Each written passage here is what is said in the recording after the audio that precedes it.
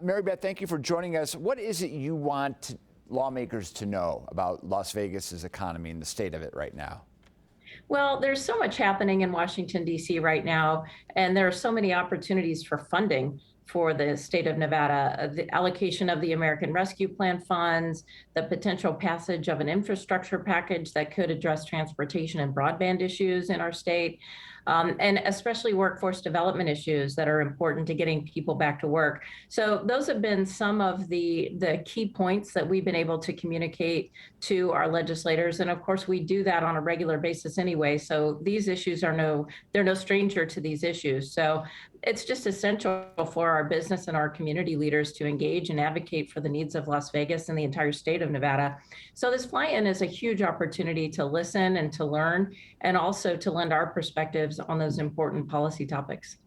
And what's your take on getting people back to work? What do you think it's going to take to get people to fill these jobs that are going begging for folks?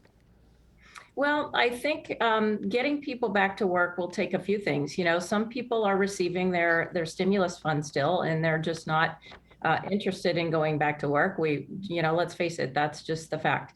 The other thing is we have a large contingent of unemployed who need to be reskilled and upskilled. And the Vegas Chamber has taken great steps in convening our local leaders all around the state, whether it's the private sector or the public sector, to come up with a strategy and we actually just today, we launched a new website portal that does just that. So we're giving people a tool, a really valuable tool where they can go, and it's a one-stop shop for people to get those skills and to learn where to get the skills and the resources, and then also to find employment opportunities. So that's the biggest thing. And what's the website address? It is, well, you can find the portal. There's a link on our website. It's vegaschamber.com. Okay.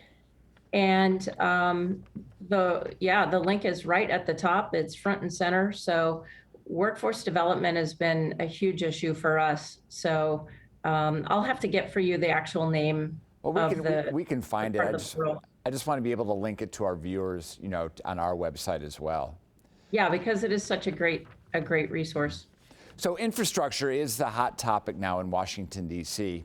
What's the Chamber's take on getting anything passed? Is it a good thing? Is it a good thing for Nevada? It would be a great thing for Nevada, and our legislators are very optimistic about passing the infrastructure bill, or at least some rendition of it. And so, this would be so critical because the Chamber is advocating on behalf of I-11 and I-15. When people, tourists and convention goers can't fly to Las Vegas, they drive. And so I-15 is incredibly important portal for us to have viewers and tourists come into Las Vegas. And so that's just so important that we're able to get those funds for infrastructure. Another key component that we're advocating for is, and we had them on a panel today, and that's Brightline West. And so they're the high-speed rail that the Chamber has been advocating for as well.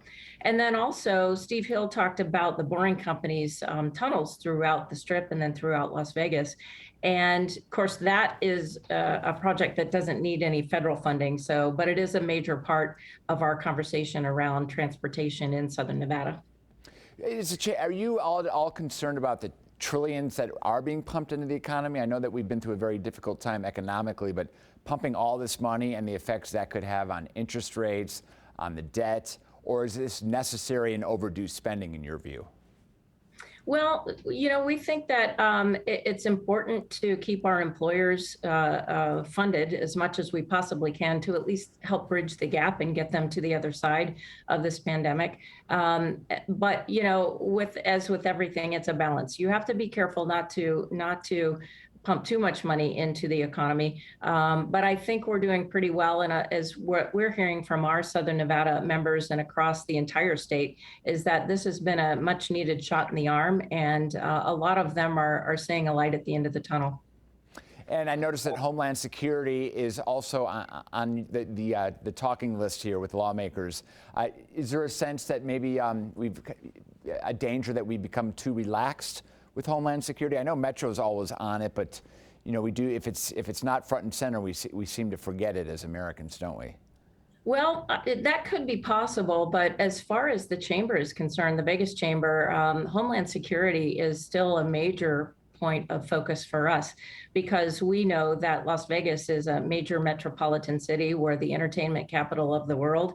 And so we keep Las Vegas and our Homeland Security funding front and center as far as our advocacy goes in Washington, D.C. And Yucca Mountain is also on the to-do list for you. This issue is still alive, even with Democrats in control of the White House and really Congress. Well, we never know when Yucca Mountain can come back. There were two states, Texas and New Mexico, had at one time said that they were interested in taking nuclear hazardous waste. And so as a chamber, I've been working with those chambers to try to facilitate that.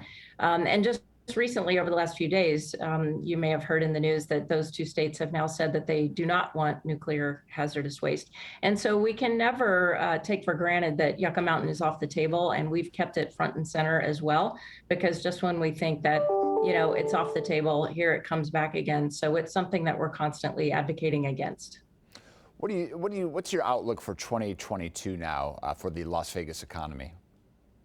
Well, we're very optimistic, as a matter of fact, and our legislators here in Washington, D.C. are as well. With the allocation of the American Rescue Plan funds and the potential passage of an infrastructure package,